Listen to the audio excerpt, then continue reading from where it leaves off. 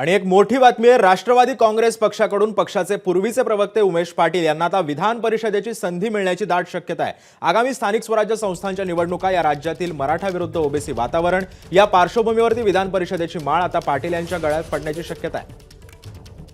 या संदर्भात अधिक माहिती देतात आमचे प्रतिनिधी निलेश बुधावले सध्या आपल्यासोबत आहे। निलेश, आता उमेश पाटलांच्या नावावरती शिक्कामोर्तब होताना दिसतंय, का अधिकचे अपडेट्स आहेत?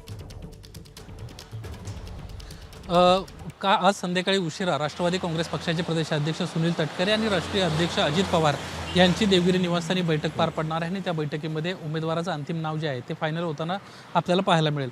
यातली महत्त्वाची बाब अशी आहे की उमेश पाटील हे राष्ट्रवादी काँग्रेस पक्षाचे माजी प्रवक्ते होते। त्यांच्यावर अजित पवारांनी जोरदार टीका देखील केली होती। काही दिवसांपूर्वी त्यांना पक्षाला राजीनामा देखील दिला होता, पक्षाला रामराम केला होता। असं असताना देखील आता उमेश पाटील यांच्या नावाची कुठेतरी पक्षाकडून विचार करण्यात आला आणि त्यांना ही संधी दिली जाऊ शकते, अशा पद्धतीची माहिती आपल्याला मिळालेली आहे।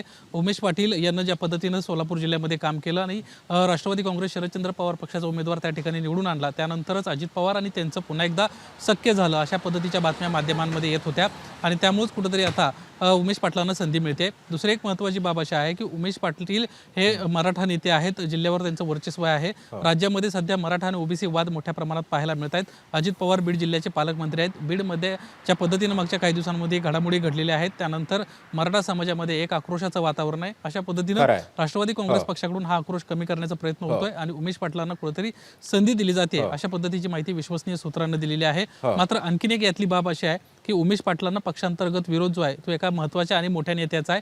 त्यामुळे संध्याकाळची जी मीटिंग होती त्या बैठकीमध्ये उमेश पाटलांना संधी मिळते। त्यामुळे आता संध्याकाळी काय बैठकीमधून आता कोणाचं नाव निश्चित होतं हे देखील पाहणं आता महत्त्वाचं असणार आहे। धन्यवाद निलेश, तू दिलेल्या अधिक माहितीबद्दल।